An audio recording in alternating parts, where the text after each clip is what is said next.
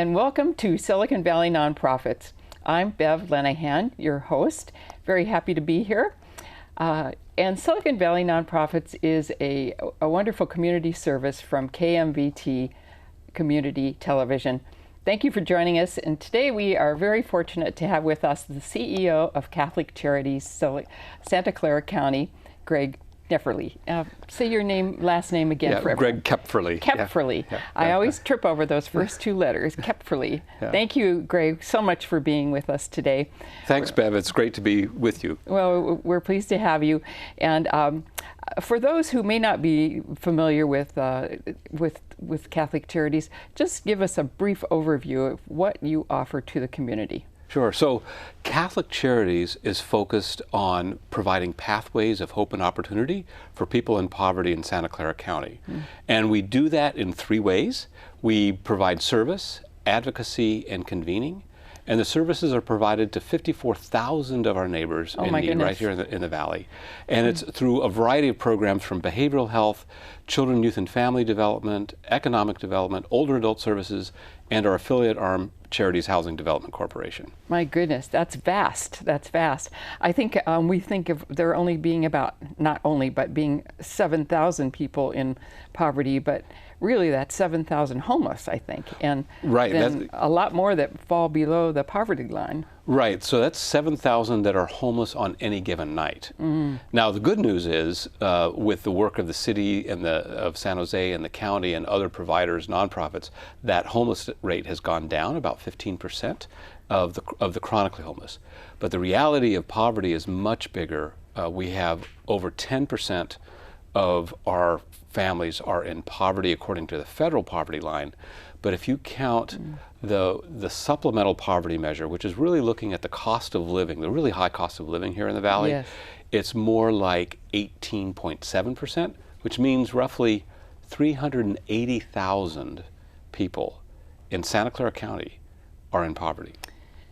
We don't know it, but often invisible, isn't it? When we see people on the street, we just don't know.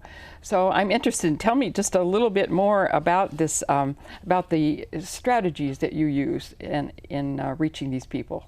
Right. So, as I mentioned, we have three key strategies of providing direct services, which are that vast array of multiple services from early childhood all the way to older adults, from immigrants and refugees to people coming out of prison, to people with mental illness, anyone who needs help where there's not someone else helping them.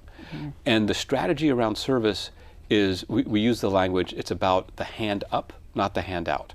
There are a lot of service providers that do excellent work providing emergency services, the food baskets, the clothing closets, all of that, which is very much needed. Yes. Our niche in the social service ecosystem is really helping people move out of poverty. And so that's the key strategy. And that requires a lot of behavior change, doesn't it? And setting the right tone and example and information and education so that they really see how to get to that next place. That's where the hope and the opportunity comes in, isn't it? That's right. So the power of hope, as you mentioned, we could actually measure that. We can quantify that and show that people with hope improve their income, the kids improve their grades in school. It gives them the sense that the future is going to be better than today. And we can see that in the people that we serve. And the really wonderful thing about the hand up philosophy is that they're doing it themselves. And when they get it, the people realize, we're doing this, and they're really proud of themselves. And our honor, our joy, is just to be able to walk with them on that journey to self-sufficiency. Once we own those kinds of behaviors, then it's much easier to live by them rather than feeling that someone's directing us to do that, right? That's true. And you know, the classic study on poverty is that most people can get out of poverty within 5 years. 5 years. The trouble is that within 5 years, half of the people who moved out of poverty are back in poverty. And so that cycle repeats itself. So those that can have that sense of self-direction, self-efficacy, and hope are more likely to succeed. Very true. Do you have a story you might tell us about someone who comes to mind? Sure. I'm actually, I have dozens of stories. I'm sure you do.